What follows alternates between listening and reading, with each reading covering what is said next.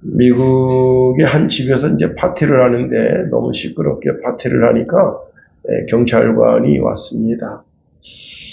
초인종을 누르니까 이렇게 모니터로 보니 경찰관이 와 있어서 갑자기 이제 그 집이 조용해지고 문을 여니 학생들이 이제 그 안으로 그 경찰관이 있는 그 현관으로 쭉 달려나갔습니다. 한 열댓 명이 나갔는데 경찰관이 너무 시끄럽게 한다고 동네에서 지금 신고가 들어왔다. 그래 좀 조용히 좀 하라. 그래 이제 주의하고 학생들이 이제 다시 또 집으로 들어가는데 맨 뒤에 있는 한 사람을 딱 잡았는데 여학생입니다. 그 여학생한테 인적사항을 물어보고는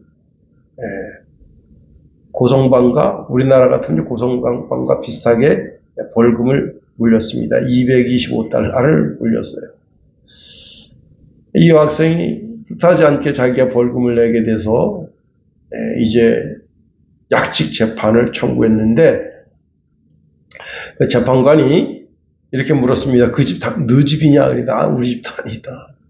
저는 여기 손님으로 온 사람인데 경찰관이 내 인적사항 묻고는 그리고는 거기다가 스티커를 발부했다 그랬더니 그 판사가 물끄러미 쳐다보더니 이건 뭐가 잘못됐군. 그리고는 그 건을 기각을 시켰습니다. 참으로 인자한 재판장이죠. 우리가 참 억울한 일을 당했는데 재판장 앞에서 재판장이 이렇게 인자하게 내 편을 들어주면 얼마나 고맙고 감사하겠어요. 그런데 우리 생애에는 이것보다 더 기가 막힌 그런 재판장을 만나게 됩니다. 그것은 그리스도 예수의 강림의 때 일어나게 됩니다. 온 인류는 다 재판장 앞에 끌려 나오는데 그때 재판장을 처음 보는데 아주 인자한 분입니다. 언젠가 만난 듯한 그런 분입니다. 그래서 혹시 아버지? 예, 맞습니다. 하나님 아버지가 내 삶, 내가 그동안 살아온 삶 전체를 재판하는 재판장님으로 앉아 계십니다. 그리고 더 놀라운 것은 나의 변호사가 바로 예수님입니다. 예수님이 먼저는 날 안다 하십니다. 그리고 그 예수님이 나를 변호하시는데 내가 죄를 위해서 십자가에서 모든 물과 피를 흘려 구원했습니다. 저의 모든 죄와 허물을 내가 담당했으니 저에게는 죄가 없습니다. 라고 그렇게 변호해 주십니다. 그리고는 이 사람 속에는 성령의 인치심이 있습니다. 하나님의 사람이라는 사인이죠. 그렇습니다. 이로 인해서 놀라운 일이 생깁니다. 우리는 하나님 보좌 앞에서 밤낮으로 거기서 하나님을 섬기며 하나님이 주시는 축복을 받아 누릴 준비가 되어 있고 기쁨이 충만하고 은혜가 충만하고 감사가 충만한 삶을 계속해서 살게 되는 겁니다. 자, 우리는 하나님 앞에서 계속적으로 섬기는 직분 가운데 더 이상 질병으로 인해서 약해지는 분이 없고 지루하거나 또는 염려도 없습니다. 그리고 고통도 없습니다. 그리고 성실하게 섬기면서 안식을 누리는데 그곳에는 기쁨과 편안이 충만하고 여호와 하나님을 찬양하고 또 찬양하고 요한계시록 7장에 보니까 이러한 천국을 이렇게 묘사하고 있습니다. 요한계시록 7장 15절 17절에 그러므로 그들이 하나님의 보좌 앞에 있고 또 그의 성전에서 밤낮 하나님을 섬기며 보좌에 앉으신 이가 그들 위에 장막을 치시리니 그들이 다시는 줄이지 아니하며 목마르지 아니하고 해가 아무 뜨거운 기운에 상하지 아니하리니 이는 보좌 가운데 계신 어린 양이 그들의 목자가 되사 생명수 샘으로 인도하시고 하나님께서 그들의 눈에서 모든 눈물을 씻어 주실 것임이라 말씀하십니다. 그렇습니다. 여러분, 조금 시끄럽게 놀았다고 스티커 발부하고, 천국은 조금 시끄럽게 찬양했다고 해서 누가 시비 걸고 스티커를 발부하고 그럴 사람이 없다 하는 겁니다. 자, 우리는 이 천국을 복으로 받은 사람이고, 더더욱이 이 땅에서 살아가는 삶 자체가 천국 생활이다. 그러므로 우리가 이 땅 살아나갈 때 그때 하나님이 주시는 은혜의 복을 받아 누릴 근거가 우리 삶에 있다고 하는 겁니다. 뭐든 이제 지나치면 좋지 않은 게 사실이에요. 과유불급이라 모자람이 지나침보다 낫다는 겁니다. 균형을 잘 이루는 신앙이 필요하다. 말씀도 듣고 찬양하는 신앙도 좋은 신앙이지만 기도하지 않으면 그 신앙이 뭔가 부족하고 뭔가 조금은 우리가 옳지 않은 그런 신앙의 방향으로 가게 되는 겁니다. 한쪽으로만 치우치는 신앙이 되면요, 그 신앙은 좋은 신앙이 아니라는 겁니다. 요즘 이제 젊은 층 사이에서 찬양이 활성화되고 찬양으로만 예배드리는 그런 교회도 있습니다. 그런데 기도의 삶은 찾아볼 수가 없는 거예요. 이것은 진정한 성도의 삶이 아니라는 겁니다. 제가 요즘 이제 강의를 듣는 그런 목사님이 계신데, 그 목사님은 CCM에 대한 위험을 이야기합니다. 그 위험이 뭐냐면, 우리가 생각하는 그런 CCM이 순수하지가 않다는 거예요. 뉴 에이지 무브먼트, 거기에서 만든 그 CCM을 통해서 뉴에이지로 끌어들이려고 하는 그런 일련의 시도가 CCM 속에 다분히 들어있다는 겁니다. 그래서 CCM을 주의하라. 음이 흥겹고, 예수님을 노래하고, 하나님을 노래하고, 성령 하나님을 노래하고, 교회를 노래하고 하는 것 같은데, 그게 결국은 우리의 신앙을 병들게 하는 그런 길로 인도하는 찬양으로 넘쳐나고 있다는 겁니다. 그렇습니다. 여러분, 베드로 사도는 사도행전 6장 4절에 보면 우리는 오로지 기도하는 일과 말씀 사역에 힘쓰리라, 그런 말씀을 하고 있습니다. 자, 우리가 기도의 삶과 그리고 어떤 삶이요? 말씀을 전하는, 목사들이 이제 기도의 삶과 말씀 전하는 삶을 샀는데, 성도들은 기도의 삶과 말씀을 잘 듣는 삶이 병행되어져야 올곧은 신앙이 된다는 겁니다. 자, 우리가 가지는 신앙 형태에서도 마찬가지죠. 자, 예수님이 이 땅에 오셨어. 그리고 이제 우리를 위해서 고난을 당하셨습니다. 십자가를 지셨습니다. 그리고 부활하시고 승천하시고 다시 오십니다. 그런데 우리 신앙이 어떤 거 하나에만 집중하는 거예요. 그 가운데 하나가 뭐냐면 그리스도의 강림에만 관심이 있는 겁니다. 다른 건 다 관심이 없어요. 그리스도께서 이 땅에 왜 오셨는지 거기에 대하여 그리고 그리스도께서 십자가를 지셨는데 거기에 대해서 별 관심이 없어요. 그리고 부활하심에 대해서도 관심이 별로 없고, 오직 그리스도의 강림에만 신앙의 초점을 거기에 맞춰서 그렇게 살면 올곧은 신앙의 삶이 아니라 하는 겁니다. 이것은 아주 심각한 영적인 손실을 가져온다 하는 겁니다. 여러분, 우리가 몸에 좋은 것 골고루 먹어야 되죠. 그죠? 그 균형 잡힌 식단이 돼야 하는 겁니다. 라면 맛있습니다. 요즘 참 라면이 기가 막히게 맛있어요. 응? 라면에다가 계란 하나 탁 풀어가지고요. 그냥 파송송 이렇게 넣어가지고 또 표고버섯 넣어가지고 얼마나 맛있습니까? 라면 맛있다고 계속 라면만 먹으면 되겠냐 하는 겁니다.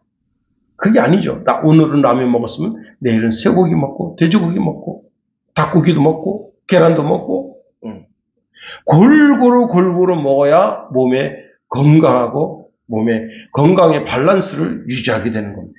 신앙도 마찬가지다. 신앙도 기도하는 삶, 찬양하는 삶, 이제 말씀을 듣는 삶, 전도하는 삶, 봉사하는 삶, 골고루 내 삶 속에 있어야 한다는 겁니다.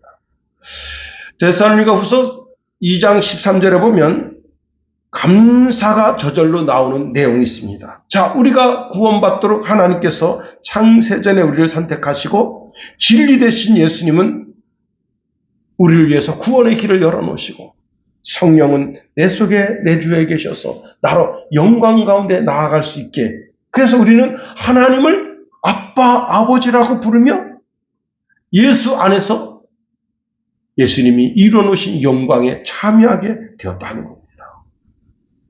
우리는 그리스도의 영광을 얻기 위해서 굳건한 믿음을 가지고, 자, 설교 말씀이나 또는 편지의 가르침을 잘 받아서 신앙의 전통을 잘 지켜내야 하는 겁니다. 그리고 우리에게 요구되는 삶이 뭐예요? 기도하는 삶입니다. 우리가 감사하고 또 감사하는 것은 하나님이 나를 선택하셨다는 겁니다. 그래서 내가 하나님의 자녀가 됐다는 거예요. 그리스도 예수의 형제가 되고 그리스도 예수의 자매가 됐다고 하는 겁니다. 여기 아주 놀라운 것은 이것이 하나님의 주권 하에서 이 모든 일이 일어났다고 하는 겁니다. 다시 말하면 구약시대로 말하면 노아의 방주 안에 들어가는 축복을 우리가 받았다는 겁니다. 자, 하나님은 하나님의 선택을 허락했지만 거부했던 인간들이 있습니다. 예. 그들이 다 물에 수장되는 것을 거기서 지켜보십니다. 그리고 그들에게 은혜를 베풀지 않으십니다. 다시 말하면 용서의 기회를 주었는데 그 용서의 기회를 쉽게 버린 사람들에게 있어서는 너무나 무섭고 두려운 대가를 하는 겁니다.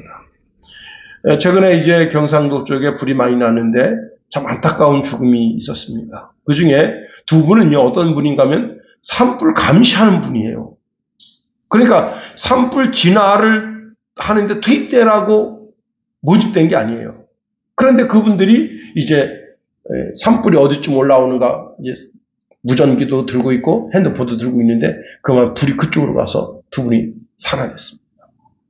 그 중에 또 한 분, 어떤 분인가 하면 이분은 이제 의용소방대는 뭐냐면 등에다가 이렇게 20kg짜리 물통 하나 들고 가서 불을 다 꺼는 거예요. 꺼는 상태에서 잔불이 있거든. 잔불을 이렇게 끄도록 그렇게 이제 하는 분들이에요. 그러니까 적극적으로 이 산불을 진화하도록 그렇게 훈련받은 분들이 아닙니다. 이 세 분이 사라진 겁니다. 왜? 강력한 불길이 자기를 향해서 오니까, 순간적으로 오니까, 어떻게, 여러분 그 산에 가서 불이 이쪽으로 타오르면 맞불을 놓으라 그러거든. 예, 맞불을 놓고 불이 이제 타고 들어가면서 훅 지나갔단 말이에요. 그러면 맞불 놓은 지역에 있으면 안전하다. 맞불을 놓을 시간도 없었던 거예요. 참, 여러분. 자, 예수 그리스도를 영접할 수 있는 기회가 얼마든지 있었음에도 불구하고 그 기회를 버린 분들은 이러한 육신의 죽음과 동시에 영의 죽음이 자기들에게 닥치는 거예요. 비극 중에 비극에 피할 길이 없는 거예요. 너무나 안타깝죠. 그런데 이것이 지구 어느 한편에서 아무도 모르게 일어나는 그런 일이 아니라는 거예요. 전 우주적으로 이런 일이 일어나고 동시다발적으로 이런 일이 나는 거예요. 이게 바로 그리스도의 강림의 사건입니다. 자, 우리 가운데 불신자들은 정말 가공할 만한 무서운 심판에 들어가게 되는 거예요. 그러니까 그들에게 예수 믿으라고 하는 권면이 그냥 나오는 게 아니에요. 이 사실을 알게 되면, 이런 사실을 알게 되면 우리가 예수 믿으라는 권면이 자동적으로 나올 수밖에 없는 거예요. 우리는 하나님의 자녀들이다. 여호와 하나님을 아빠, 아버지라 부르는 사람들입니다. 자, 예수님은 하나님을 부를 때 아버지라 부르라, 그렇게 말씀하십니다. 마태복음 7장 9절 이하에 보면 주기도문을 가르쳐 주십니다. 그러므로 너희는 이렇게 기도하라. 하늘에 계신 우리 아버지요. 라고 가르쳐 주십니다. 자, 구약 사람들은 하나님을 아버지라고 부르지도 못했습니다. 그런데 우리는 하나님을 아버지라고 부르는데 이 하나님을 아버지라고 부른다고 하는 그 자체가 얼마나 큰 효과이고 얼마나 큰 축복이냐 하는 겁니다. 천지의 주제이신 분, 창조주 자신이신 하나님을 아버지라고 부르는 신분이 우리라. 그리고 예수님을 주 또는 그리스도라고 부르지만 또 예수 형님, 예수 오라버니라고 부르는 축복을 우리가 받고 있다고 하는 겁니다. 자, 우리는 하나님 아버지를 생각할 때 자녀 되는 권세 주심을 생각하면 그냥 감사할 수밖에 없는 거예요. 천사들은 하나님을 모시고 살지만 천사들은 하나님의 자녀가 될 수 있는 길이 전무한 겁니다.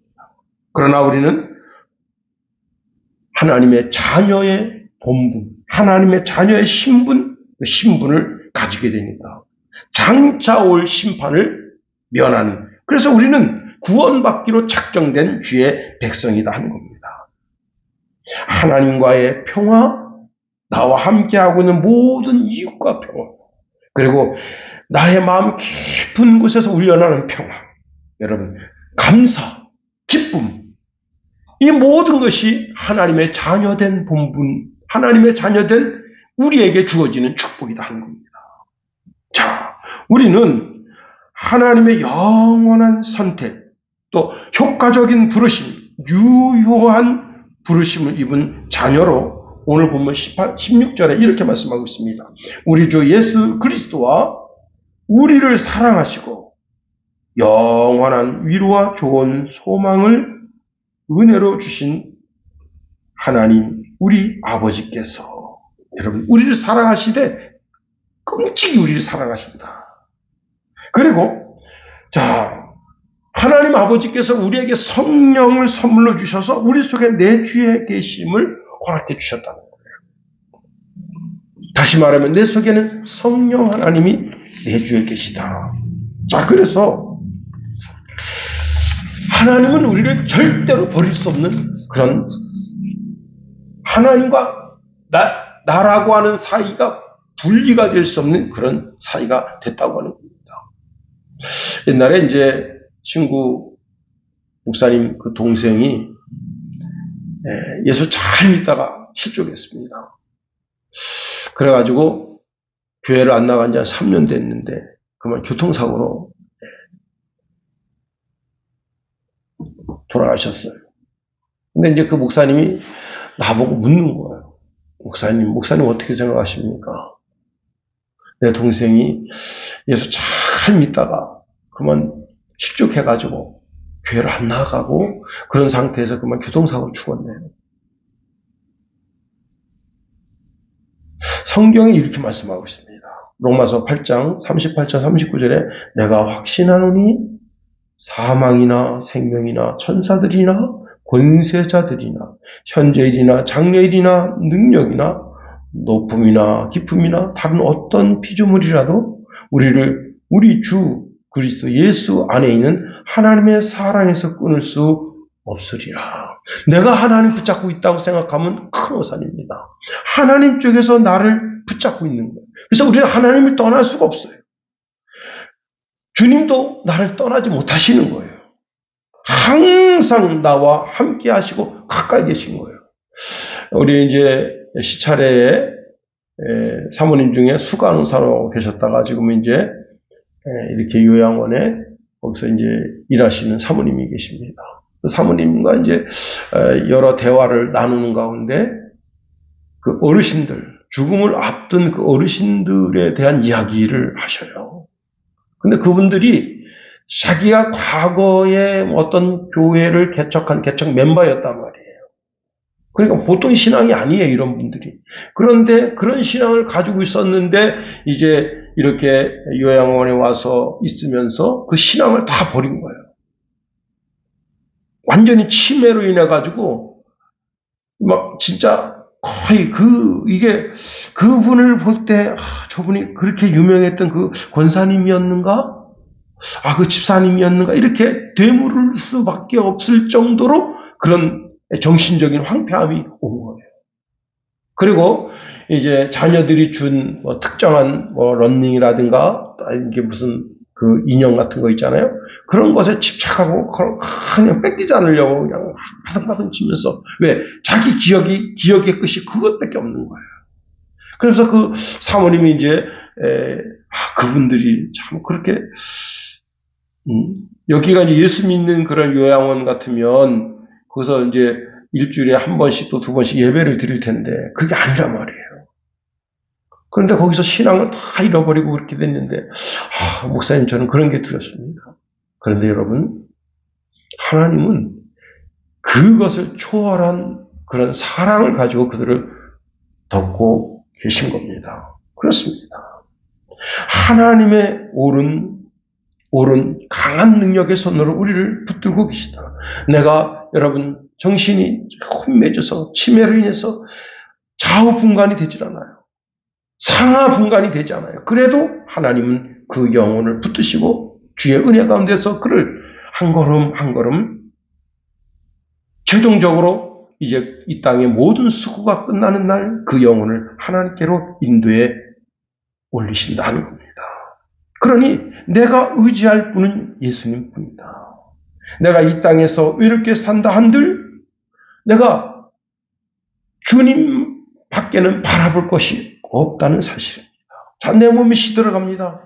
나중에 주님을 몰라볼 정도로 정신이 황폐해지고 치매로 인해서 고통당하고 하나님은 그러한 나를 주근히 바라보시면서 나의 힘과 나의 능력이 되어주시고 내 영혼을 받으셔서 하나님의 나라로 인도하신다 하는 겁니다. 우리는 우리의 몸과 영혼이 하나님께 가까이 있으니까 이보다 더 좋고 황홀한 것이 없는 거예요. 자, 하나님은 나의 영혼의 피난처가 되어주시고 그리고 내 생명 다하도록 주님께서 내 삶에 행하신 모든 일을 다른 사람들에게 널리 전파해야 하는 겁니다.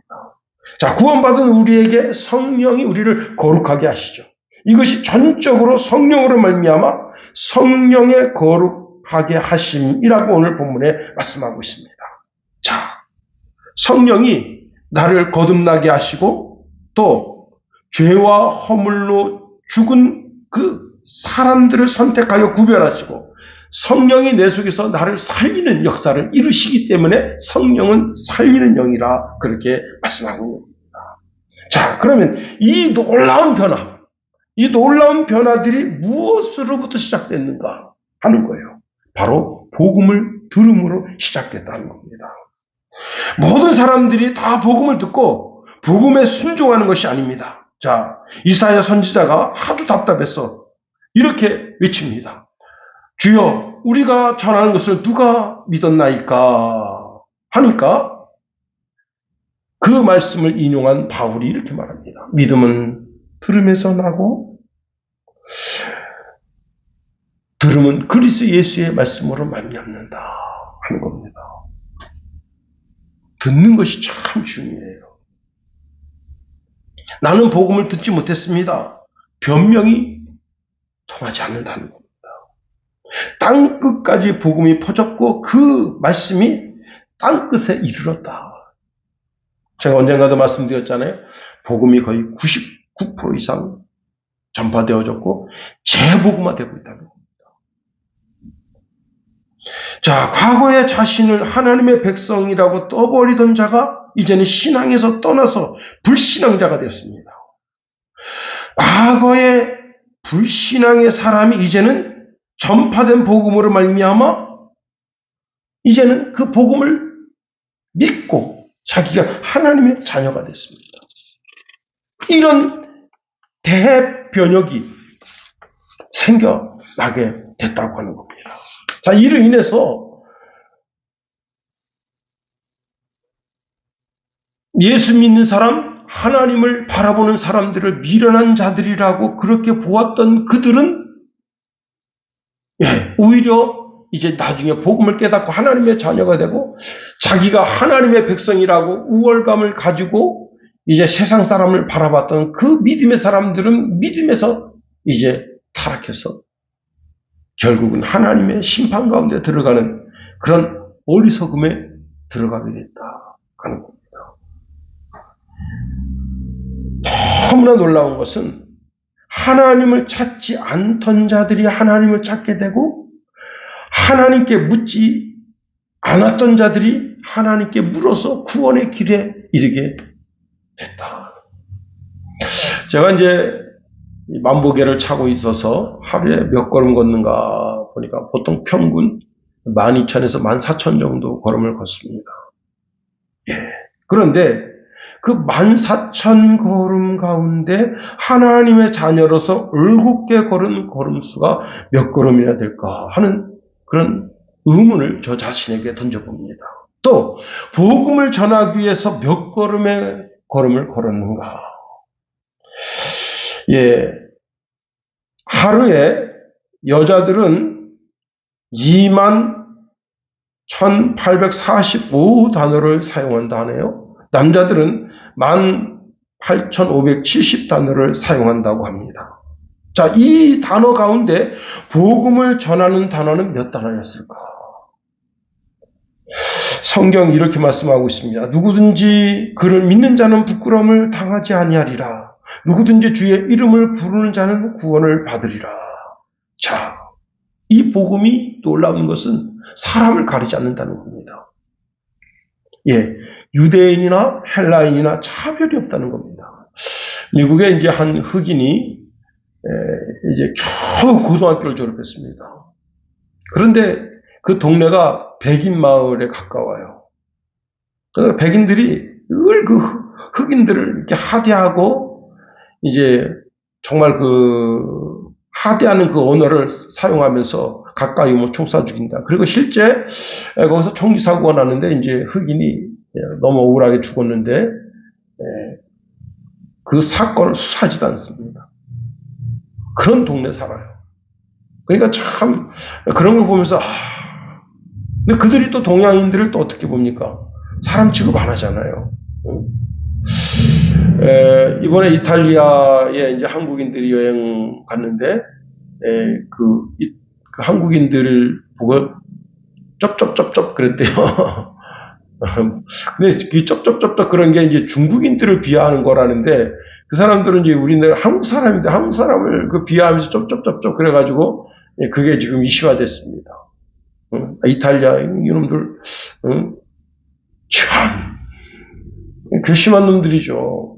지금 우리나라 사람들이 젊은이들이 전 세계적으로 여행 안 가는 곳이 없어요. 그러니까 그 여행사에서 이렇게 가르쳐주는 그런 뭐 일반적인 투어가 아니라 이제 막 정말 젊은이들 뭐 7-8명씩 모여가지고 생판 모르는데 이런데 막 가는데 그 고등학교 학생놈들이 저들도 수양여행 와가지고 한국 사람 보고 쩝쩝쩝쩝쩝 그러니까 한국 사람이 이제 그런 말 영어로 그런 말 하지 말라 그랬더니 이제 선생님이 처음 제지하는 듯 하더니 좀 있다가 이제 다시 또 전철에서 만나는데 쩝쩝쩝쩝 그러고 놀리더라고요. 그리고 물병을 던지고 그래서 내가 이게 그런 나라 왜 가냐 그런 쌍놈 나라. 여러분 이탈리아 사람들은 우리나라 사람하고 성질이 비슷하다잖아요. 그런 나라 왜 가냐. 그런데 여러분 복음은 사람을 가리지 않는다. 근데 그 흑인 애가 이제 그런 마을에 살아요. 그냥 비하를 받고. 근데 취직을 하려고 해도 취직할 수가 없어. 그 동네에서. 그래서 얘가 군대를 지원한 겁니다. 예, 골프전 때 이제 골프전에 참전했어요.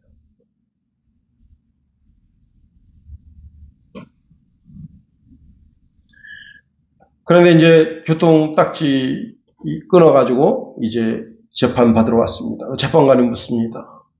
왜 군대 나가게 됐냐? 그러니까 자기는 군대 나간 걸 너무 행복하게 생각한다.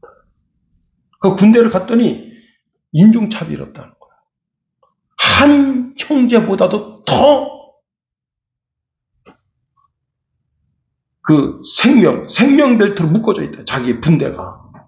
서로가 서로를 보호해 주려고 하고 서로가 안부를 돌보고 자기는 이게 진짜 미국이 아니겠느냐 그런 이야기를 합니다. 그렇습니다. 여러분. 그런데 복음은 그 이상이다 하는 겁니다. 자, 복음은 유대인이나 헬라인이나 차별 없습니다. 부자나 가난한 자나 차별 없습니다. 거린이나 회장이나 차별 없습니다.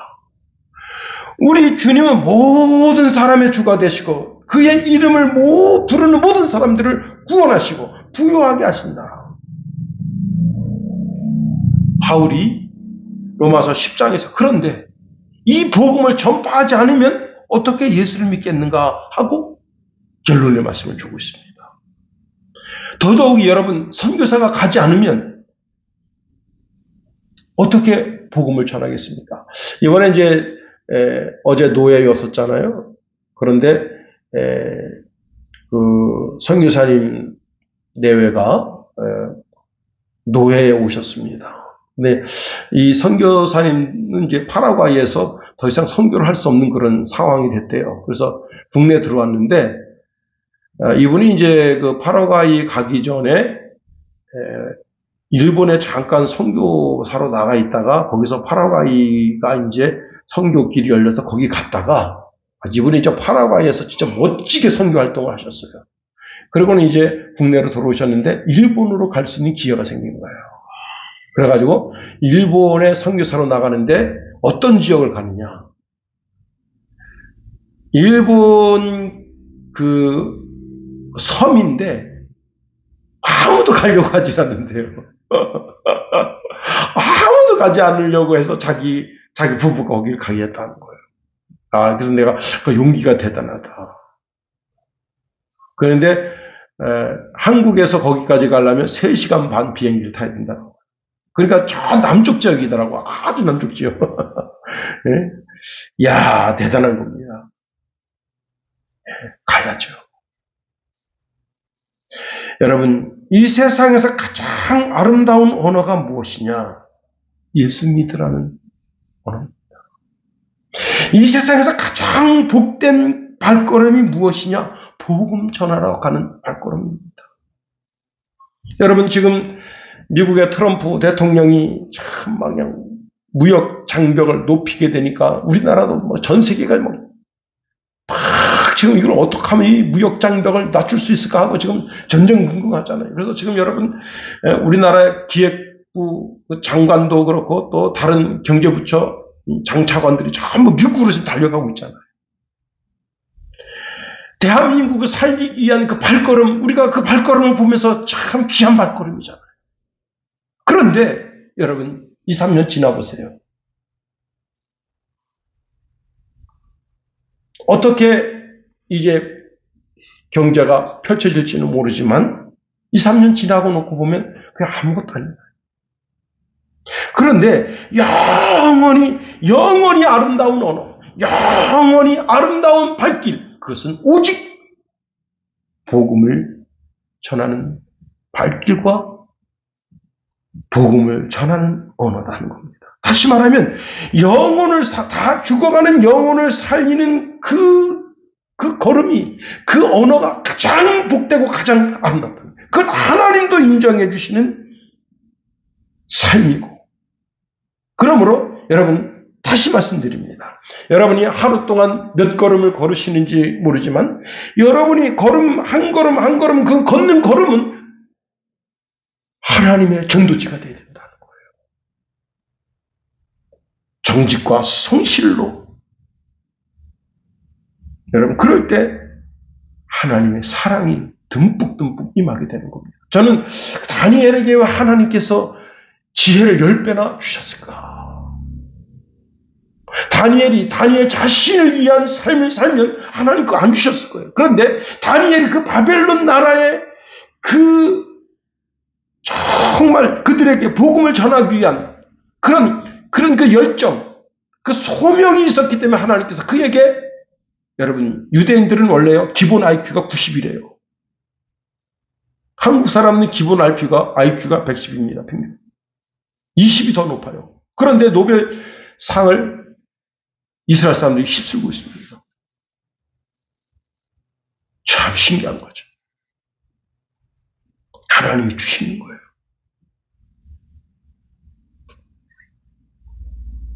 여러분, 그렇습니다. 내 삶, 내 발걸음, 내 언어, 내 호흡, 내 심장, 이 모든 것이 하나님의 영광을 위해서, 복음을 위해서. 바울은 이 데살로니가 교회 성도들이 그 복음을 잃어버리지 않도록. 왜?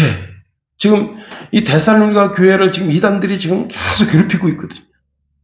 그런 상황 속에서 복음의 진수를 잃어버리지 않도록 하기 위해서 정말 애쓰고 수고하고 헌신하고 있는 것을 보게 되는 겁니다. 이제 말씀을 마칩니다. 여러분, 가장 복된 삶, 가장 아름다운 삶, 내 인생 전체를 놓고 보면 가장 아름다운 삶, 복음을 위한 헌신의 삶, 그것뿐입니다. 기도하겠습니다.